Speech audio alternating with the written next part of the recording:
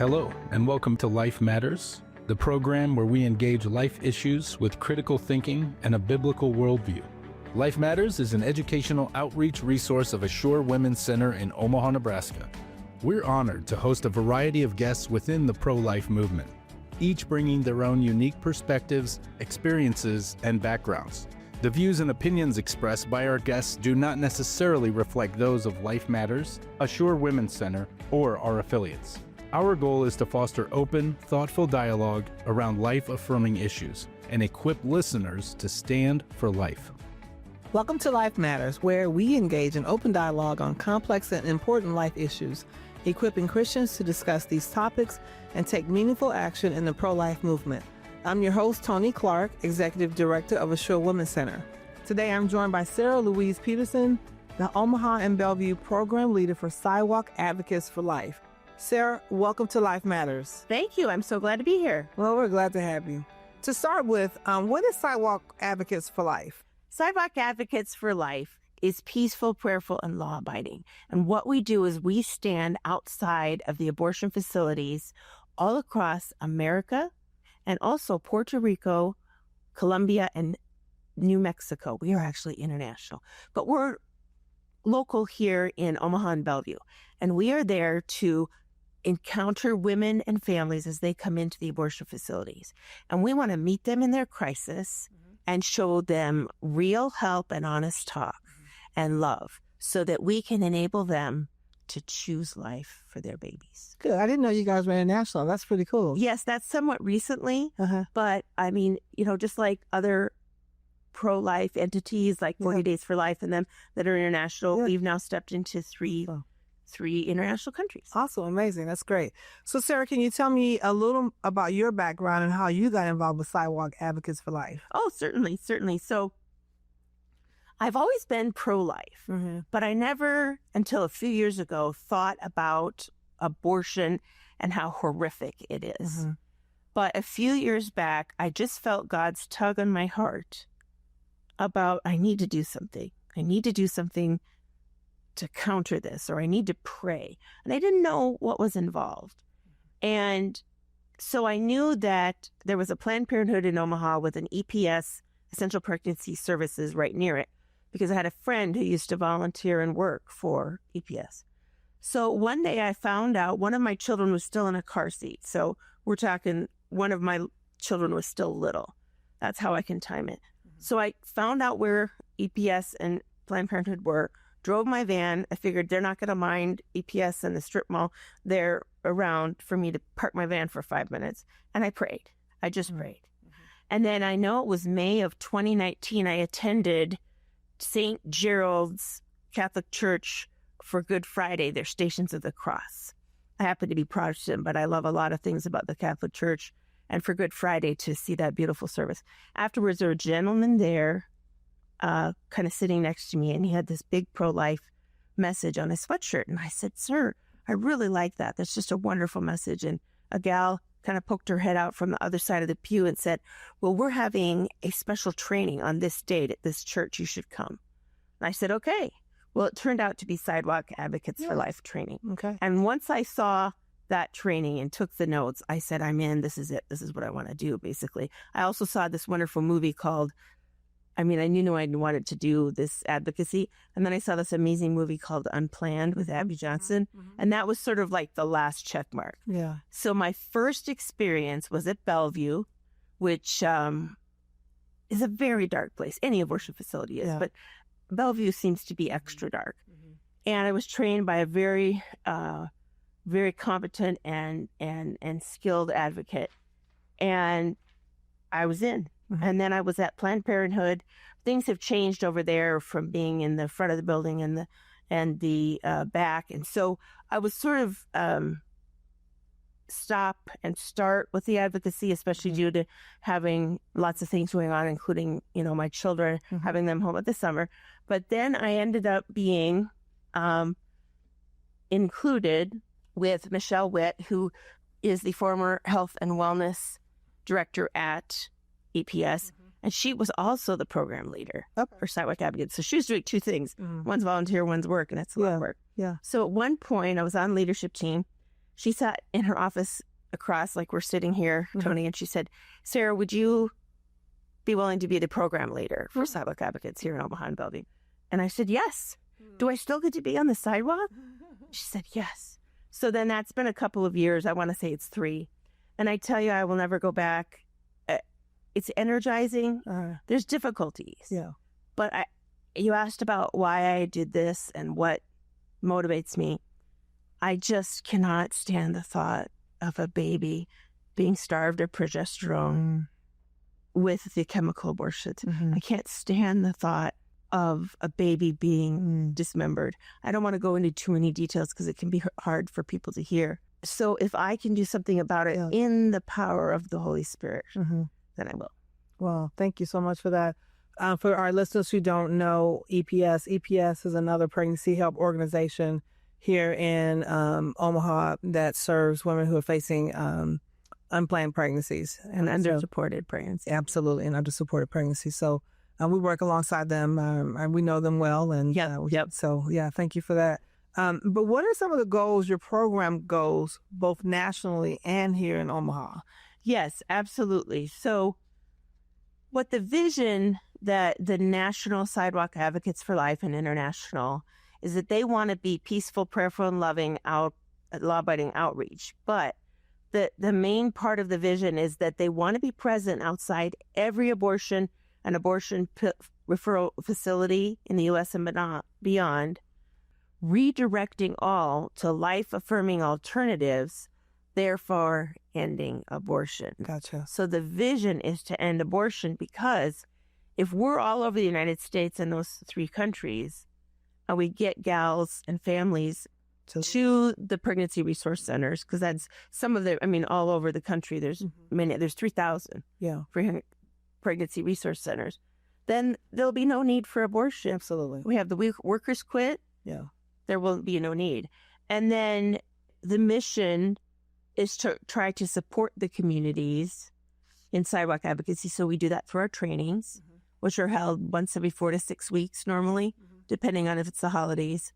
And they want to be the hands and feet of Christ, and then get rid of that demand. And the way that nationally things are done, for instance, I get to go in the Celebrate Life Conference in D.C. from June 26th to 29 this summer. Okay. So Sidewalk Advocates for Life is partnering with Students for Life, VTEX, the VTEX Foundation, thank you, yes, and many, many more. And so that's a place you can go and learn all kinds of workshops, all things to learn and be encouraged. And then they do, like they were doing a Law and Life Summit, which is Law and Life Summit sponsored, but our president, Lauren Muzica, was going to be, and that was just a little bit up here starting May 9th in Colorado. Okay. So they do those kinds of bigger things, and then they'll do things like we had a training maybe a year or 2 ago with the president and then one of the, Lauren, and then Nate Robertson. They were all here in Omaha, and they did the training instead of one of the program leaders facilitating it. They did it live. Nice. And then they were out on the sidewalk on Monday. I think it was Saturday to Monday. And so all of these things to equip and train and encourage, so that then you're on a random Tuesday up on the sidewalk and the escorts are yelling at you and calling you a protester and it's raining and you could still be encouraged. And of course that's God encouraging you, but all of the bigger things and then the medium things and then the real boots on the ground. Gotcha. So what does like a typical day in Omaha or anywhere look like for someone that is your shift? Like how long are your shifts? What happens during that shift? What does a typical day look like for someone that's a sidewalk advocate? Oh, sure. So we try to pray before, during, and after. Okay. So that's very important. And we have prayer partners that are across the street or down along the other sidewalk further towards where cars are coming. So I'll get in my van and get there, try to make sure I have water. Then I get my literature, and we have a place inside the EPS admin building, and we'll get our literature that is pertinent to all different audiences. We'll get our gift bags. The gift bags have a resource sheet with Assure's information Women's Care Center over on Dodge near UNO, and EPS's information, and then food shelves and the domestic violence shelter and all other kinds of wonderful free and reduced cost resources. Because remember, we give real help and honest talk. And that is in English and Spanish. And it's in this beautiful little gift bag. And we put lotion and candy and all, really nice things in it. So I'll be set. I want to make sure I have my little, everybody has a different way of a bag or maybe a crossbody bag to put everything in and the cards and usually a pen to write things down. And then I'll get my blue vest, which is Sidewalk Advocacy vest, tells who we are, and it keeps us safe in terms of a little safety strip on the back of that. And then you'll go down to the sidewalk, and we do have shifts. We use Sign Up Genius, and we have a wonderful scheduler on our leadership team. So you can go in and see, okay, well, on this day, there's this time available. Sign up, and then we know that you're on that day. And then you're down on the sidewalk. You've got your vest. You say goodbye to the person who's done with their shift. Say a quick prayer if you can. And then you're there and you're ready to go. Typically shifts are an hour and a half. But if you have a scheduling thing and you can do an hour, it's great. You can do an hour. One thing you asked about what the shifts are like, we always need to have at least 2 advocates for safety and for a witness, just in case something happens.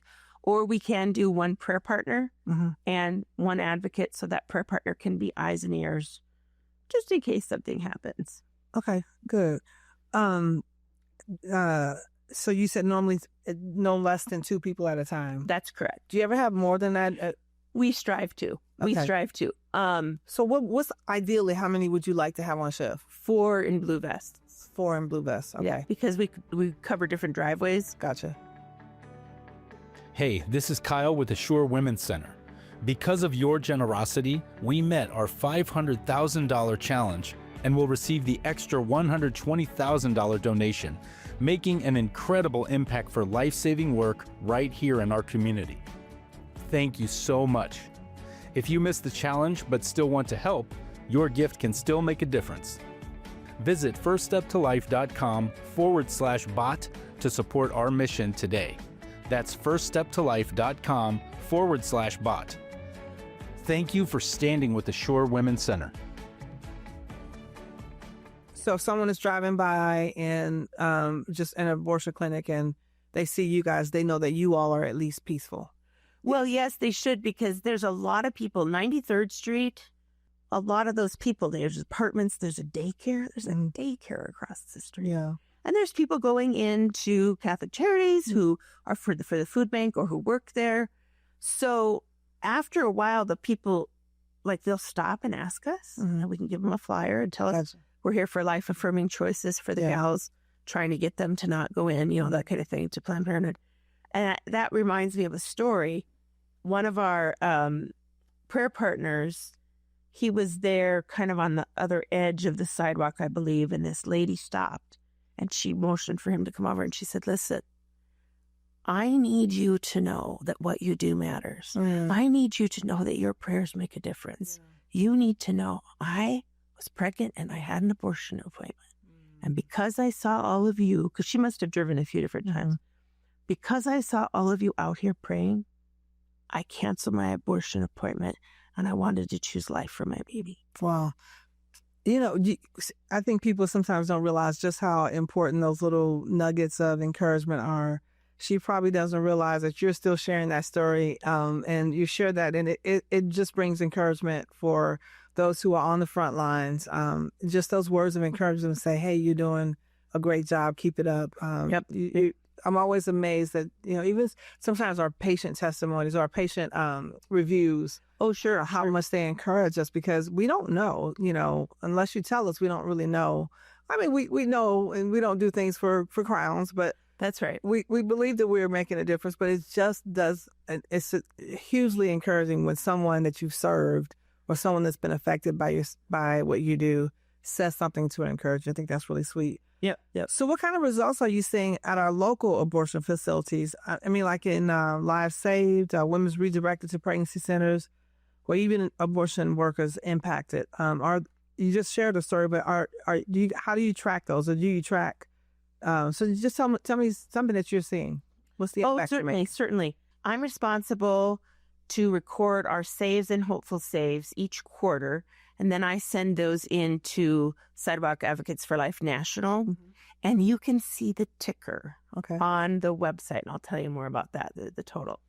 So what I gather, I get from the people who are advocating, and they put it on. We have a group chat that's secure, so I gather all those up and total them. So if I go by quarter of 2024, and except for the first quarter, all of these numbers are combined for Bellevue and Planned Parenthood. So except the first quarter. So we had 14 active advocates in the first quarter of, this is all 2024.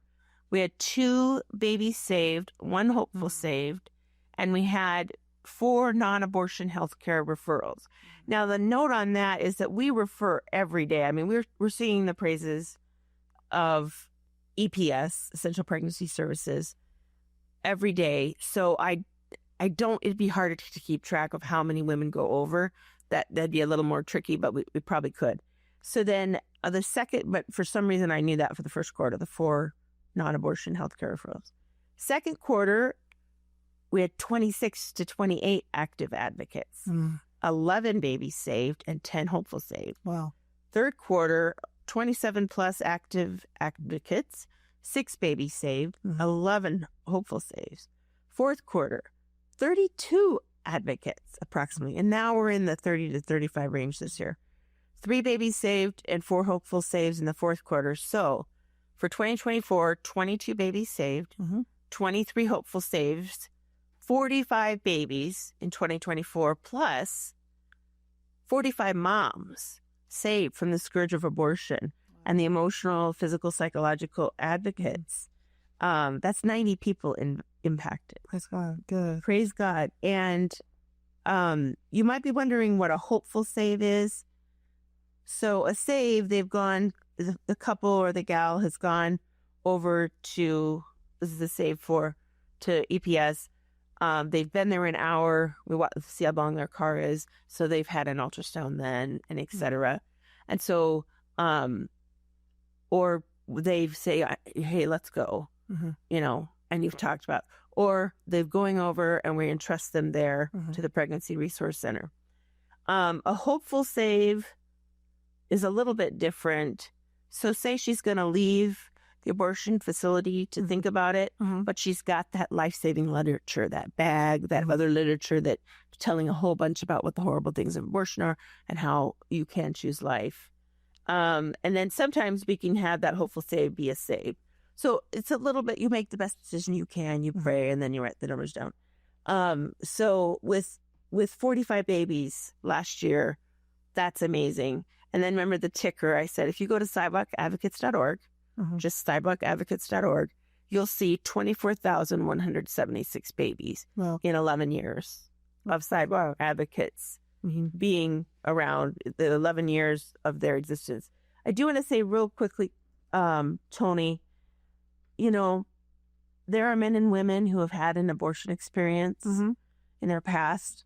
And I always want to remind them that God loves them unconditionally. Absolutely. And that he really wants to show his love and his grace and his forgiveness. And there's a website that has some really helpful resources. It's called supportafterabortion.com, supportafterabortion.com. And if you're out there and you've had an abortion experience, please know that we love you. We want you to know that you're cared for.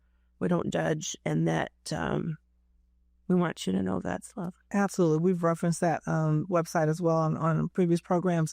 And one of the reasons that we do Life Matters is, one, to encourage people to get involved in pro-life ministry, but also, too, like you said, there might be someone that's listening that has perhaps been a part or taken part in an abortion. And like you said, we just want to make sure that they hear that they can be forgiven, they can be set free, and that God forgives them. And so thank you for mentioning that as well. Sure. Really need that. So, Sarah, what are some of the challenges that Sidewalk Advocates face, both emotionally and practically? Yes, certainly. It's not an easy thing, but it's a doable thing. And I think one thing that we face is after you go through the training and sign the Pledge of Integrity, you get to go on the sidewalk and shadow a seasoned advocate. Okay. Think of it as an apprenticeship or job shadowing. And then when you feel comfortable, then you can be on the sidewalk. And of course, you're never on the sidewalk alone. Mm-hmm. Remember that. But you said emotionally. I think emotionally it is hard because most all of us have our hearts broken by the truth of abortion, the horrific thing that happens when babies are dying. Yeah. And we live in a country where we're helping children thrive in school. We're having food banks and helping people get what they need physically, and hopefully we're helping the homeless. But the most vulnerable among us, the human beings with dignity. I mean, I don't have to tell your audience how horrible abortion is, but how in the world can we in this supposedly civilized United States slaughter our most innocent? Yeah. And so that emotionally, like I had 2 couples in one day. It's probably the worst day I've had in a while on the sidewalk. And we helped, and we had, the guy was doing Spanish to his girlfriend, and he didn't want to have the baby be aborted. He wanted the baby. I said, can I pray with you? We prayed, and he cried, and the girl would not budge. And we spent a lot of time, we meaning one advocate had already talked with them. I talked with them. The other advocate who had helped came. And I mean, God can do anything, but if those people's hearts were, the gal's heart was, or her mind. And so that was emotionally hard for me. Yeah. That was. Practically speaking, and emotionally, when the I don't say clinic because no one's getting help or health care, but the clinic or facility escorts tend to yell over us. They interrupt our conversations with people who have already started one or are about to. And they yell and they call our stuff lies. They call us protesters. You could ignore them. The one gal always likes to call me a crazy lady, which is interesting. So that's emotionally a little bit. But practically speaking, I mean, you got to make sure you wear sunscreen. You got to drink water. Yeah. You got to make sure you bring a granola bar if you're going to be out there. Bring a granola bar if you're going to be out there for, an hour and a half. Practically just be willing to sacrifice. Like maybe you'd love to see a movie on a Thursday afternoon with your pals, but maybe this week it's better to be there when the gals come out and get that abortion pill reversal literature to that gal. Yeah. I'm not saying don't take care of yourself against a big fire, but I think that would be good. I'm glad you mentioned just the emotional trauma sometimes that you all experience. I think sometimes being on the front lines, we take that, I don't want to say take it for granted, but we don't really acknowledge how difficult it is sometimes when someone is going into that facility to abort their baby. We're not doing it, but we feel it because that's a human life. Right. And I think on the other side of that, sometimes it's really difficult for us as pro-lifers to be empathetic for those that are choosing to abort their babies. Like you said, a young man that said no, and the young lady that did. I try to put myself in her position and understand why she thinks it's okay. And it doesn't make sense to me, but it gives me a point of reference for how to pray for that young lady. Yeah. Because if she's with someone that man, that his voice is important, and if her will is overriding the voice that's telling her to keep this baby, there has to be something else that's going on with her to help her, to make her continue down this path. And so I think for me, trying to be empathetic or put myself in their shoes gives me a better reference of how to pray for her. Is she in school? Is she thinking about she might lose a scholarship? Will her parents disown her? Those are things that I try to keep in mind as I'm praying for that young lady who is so sad on having an abortion that even the guy that she's with is telling her not to, and she still does. And I'm sure you guys deal with that on a regular basis. Oh, yes. And actually, I forgot to mention she had a little baby in a car seat. So That- 1 year, 9 months. Absolutely. That's one of the things that we look at. That, if she already has a little baby, now she's thinking, how in the world am I going to handle two? Yeah. So those are things that if we know those things, we know how to pray for them, that the Lord will speak to her and change her heart before she goes through what she's going through. That's right. That's right. And to have that compassion instead of judgment. Right. And I felt like I had done everything I could. Yeah. And there's a point at which really you have to stop. Absolutely. And then it's their decision. Absolutely. And it's so hard. I mean, and I'm going to pray while they're in there. Did somebody drop a bag? She'll pick it up. And then, and it's like, wait a minute, Sarah, are you trusting God? The God of the universe created the world out of nothing. God raised Jesus from the dead. And yes. And he can work in their heart. And whatever happens then, you have to give it to God. I have to do that several times a day on the sidewalk. Absolutely. Give this to God. Pray for them. Yeah. Well, it's obvious that, Sarah, that you have a heart for ministry, what you do on the sidewalk as a sidewalk advocate. And you've given us many things to think about today. And but one thing I really appreciate is that you're on the sidewalk and you're praying for those girls that are going in. And not only are you praying for those girls that are going in, helping them to make a different choice, but you're also praying for those abortion workers as well. Oh, yeah. And so, which is a vital part as well. So just want to thank you so much for your commitment to life and for joining us today. You're welcome. Once again, if you would like to reach out to Sarah, you can reach her at lifesidewalk@gmail.com for any other questions or thoughts. So thank you again for being with us. I've really enjoyed our time today. We want to thank you for joining us on Life Matters this week. Life Matters is an educational outreach resource of Assure Women's Center in Omaha, Nebraska.